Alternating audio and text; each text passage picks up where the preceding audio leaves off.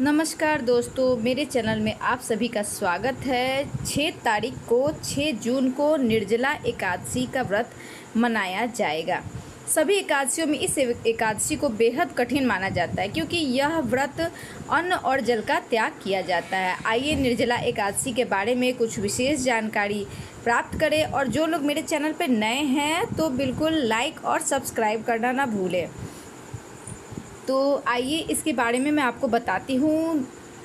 निर्जला एकादशी की व्रत कथा पांडवों से जुड़ी है। खास तौर पर भीमसेन ने कथा बताया है कि किस तरह से भीमसेन ने ऋषि वेद व्यास की सलाह लेकर कठिन व्रत किया और फलस्वरूप एक ही व्रत में पूरे साल के सभी एकादशियों का महत्वपूर्ण फल उन्होंने प्राप्त कर लिया। एक बार भीमसेन ने महर्षि वेद व्यास से पूछा कि वह सभी एकादशी व्रत नहीं रख सकते क्योंकि वह भोजन के बिना रह ही नहीं सकते। वेद व्यास ने उन्हें ज्येष्ठ शुक्ल पक्ष की एकादशी को निर्जला व्रत रखने की सलाह दी, जिससे उन्हें सभी एकादशियों के बराबर पुण्य मिलेगा। भीमसेन इस व्रत को श्रद्धापूर्वक किया, लेकिन वो मूर्छित हो गए।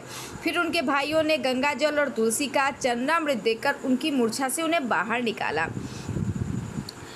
निर्जला एकादशी व्रत की कथा भीमसेन की दृढ़ता को दर्शाती है, जो इस कठिन व्रत को करने को तैयार थे। इस व्रत को करने से न केवल सभी एकादशियों का पुण्य मिलता है बल्कि महापुण्य मिलता है।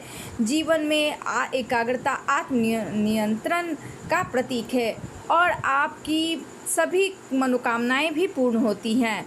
यह काफ़ी कठिन व्रत है। इसमें निर्जल रहकर व्रत किया जाता है। इस व्रत को करने से पूरी साल के एकादशियों का फल प्राप्त होता है। तो इसमें कैसे कैसे व्रत करना चाहिए और किसको करना चाहिए। सूर्योदय से पहले व्रती को स्नान करके स्वच्छ वस्त्र धारण करना चाहिए। भगवान विष्णु की पूजा करनी चाहिए। भगवान विष्णु की प्रतिमा को गंगा जल से स्नान कराएं। फूल, तुलसी दल, पीले वस्त्र, मिठाई भी अर्पित करें। व्रत करने का संकल्प जरूर करें। एकादशी का व्रत सभी रख सकते हैं, लेकिन कुछ लोग ऐसे हैं जिन्हें व्रत नहीं रखना चाहिए, जैसे कि गर्भवती महिलाएं, बीमार लोग, वृद्ध लोग मासिक धर्म के दौरान भी व्रत नहीं रखते हैं। लेकिन कुछ स्थितियां ऐसे भी है कि व्रत रखा जा सकता है, जैसे अगर मासिक धर्म व्रत के बीच में शुरू हो गया तब क्या कर सकते हैं। कुछ लोग जो एकादशी व्रत नहीं रख सकते हैं तो उसके बारे में मैंने बता दिया कि कैसे लोगों को रखना चाहिए, नहीं रखना चाहिए। इसके लिए एकादशी व्रत में फल खा सकते हैं, साथ ही दूध, दही, छाछ, ड्राई फ्रूट्स का सेवन कर सकते हैं। वैसे तो एकादशी व्रत में नमक नहीं खाना चाहिए, लेकिन सीधा नमक ही खाना चाहिए। तो मेरी ये सिंपल सी जानकारी और एकादशी व्रत के बारे में इतनी महत्वपूर्ण जानकारी आपको कैसे लगी ज़रूर बताइएगा।